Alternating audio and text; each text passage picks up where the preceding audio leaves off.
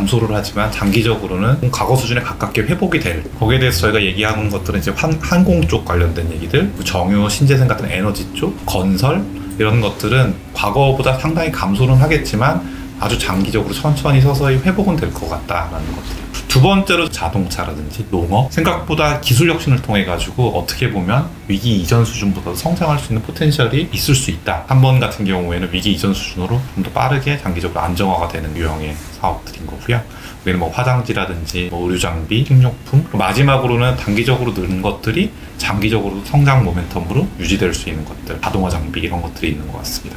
복잡한 밸류체인이 가미되어 있기 때문에 다양한 보잉, 엔진 업체, 밑에 이제 서플라이어들, 리스 업체, 다양한 업체들에게 위험들이 전가되고 있다. 기본적으로는 캐시 포지션에 대해서는 다 리비짓들을 하셔야 되는 상황인 것 같고요. 서플라이 체인 전체 단에서의 뭔가 협업이라든지 공조라든지 이런 것들을 통해서 위기 극복에 대한 노력들의 실마리를 찾고 있는 걸로 저희는 파악을 하고 있습니다. 이 뭔가 에너지의 수요라는 것들은 사람들의 활동, 생산 활동에 있어 필수적이기 때문에 언젠가는 회복될 거다. 어느 정도의 재무 여력을 가지고 버틸 수 있느냐의 게임이 될 것 같다. 내 국가 안에 어느 정도의 자립성을 가져가는 게 중요하겠구나라는 생각들을 많이 하게 됐고, 신재생에 대한 투자가 각국별로 증가할 거라는 예상을 조심스럽게 해볼 수 있을 것 같습니다. 첫 번째 자동차 업체에서 1, 2월 달만 하더라도 워낙 중국 쪽 익스포저가 공급망 쪽에서 큰데요 때문에 여기서 이제 공급의 이슈로 와닿았고, 판매에 있어서는 수스테이너블한 조금 더 지속 가능한 채널에 대한, 디지털 채널에 대한 여러 가지 고민들을 하고 계시는 것 같고요. 잘 아시는 전기차로 전환할 경우에 상당 부분이 유휴 인력이 되기 때문에 노동력을 어떻게 효율적으로 분산할 것이냐,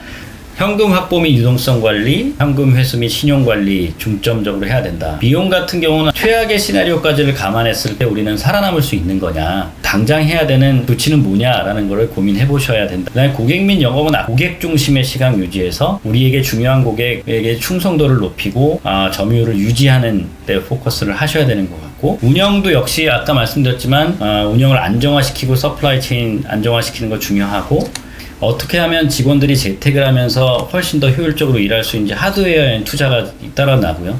플랜 나우 같은 경우는 아까 말씀드렸지만 그거보다는 훨씬 더 먼 미래를 보셔야 된다고 생각합니다. 재무상황 같은 경우는 전략적 재고 관리도 있지만 시장이 혼란할 때 과연 인수합병을 통해서 퀀텀적으로 할 수 있는 방법은 뭐냐를 전략에서 고민해야 되고, 그리고 지속 가능한 비용 구조, 언젠가 다시 왔을 때 우리가 거기에 대응할 수 있는 준비, 프로토콜이 서 있냐, 매뉴얼이 돼 있냐. 고객 및 영업은 앞으로 또 이런 일이 있어도 우리는 이 안정성을 줄 수 있는 업체다라고 설명을 할 수 있는, 고객을 서브함에 있어도 그러면 어떤 미팅은 대면 미팅으로 가야 되고 어떤 미팅은 이런 비디오 콜 같은 걸 통해서 고객에게 도움을 드릴 수 있는지에 대한 고민을 하고 있거든요. 마지막 전략은 코로나로 인해서 어마어마한 변화가 일어나고 굉장히 디스트럭티브한 변화가 일어날 거야라는 생각을 해보시고, 그 가정하에서는 그럼 우리가 할 수 있는 일이 뭘까라는 고민을 해보시는 것 자체가, 코로나를 계기로 산업재 기업들이 좀 염두에 두어야 할 디지털 트랜스포메이션 추진 방향 혹은 방법론, 이런 것들을 좀 설명해 주시면 좋겠습니다. 다른 의사결정을 내는 데이터의 가치들에 대한 중요도가 높아지면서 그렇죠. 정보화에 대한 가속화는 분명히 벌어질 거라고 저희는 생각을 하고 있고요. 자동화 지능화라는 것도 사실 인간이 하던 역할들을 대체하게 되는 거잖아요. 휴먼 네이처로 인한 뭔가의 위험성에 대해서 계속 코로나로 확산이 되면서 자동화 그리고 지능화에 대한 투자들은 계속 가속화될 것들이 분명하다는 것이 저희 생각이긴 합니다.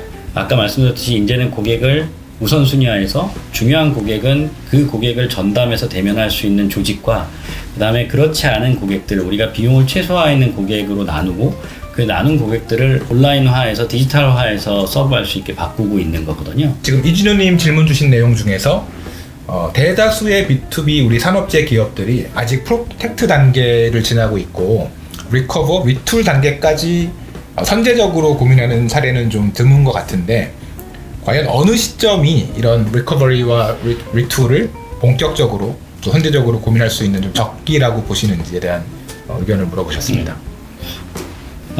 정말로 생존이 급한 기업은 생존에 포커스 해야 된다고 생각합니다. 그 기업들이 플랜 나우 자체라는 것 자체가 사치인 기업들이 있고요. 반면에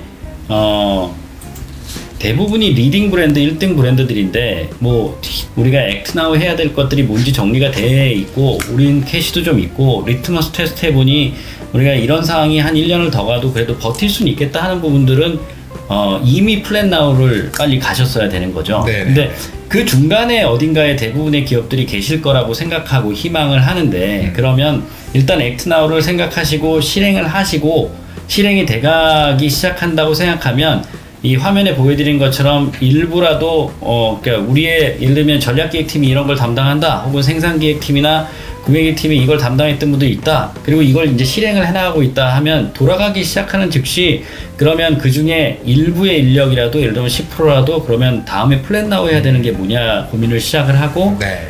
그 코로나 이후에도 우리 산업재 주요 분야별 기업들이 중국과 계속적으로 경쟁해야 되는 구도에는 변화가 없을 것 같은데 이 한중 간의 경쟁 구도에 코로나가 미친 영향 혹은 우리가 이걸 어떻게 좀 살펴볼 필요가 있는지에 대한 의견을 좀 부탁드리겠습니다. 급격하게 중국 비즈니스가 어려질 거냐 그건 아니지만 여전히 옛날의 경쟁력을 가지고는 가겠지만 뭐 다른 대안을 고민하게 만든 게 저는 임팩트라고 생각을 하는 거죠. 서플라이어를 다변화하는 형태로 갈 거기 때문에 지금 현재 중국에 집중되어 있는 여러 가지 수요들이 조금 더 비용이 비싸더라도 우리한테 기회로 올 수 있는 여지는 충분히 있지 않나 하는 게 저희 기본적인 생각입니다.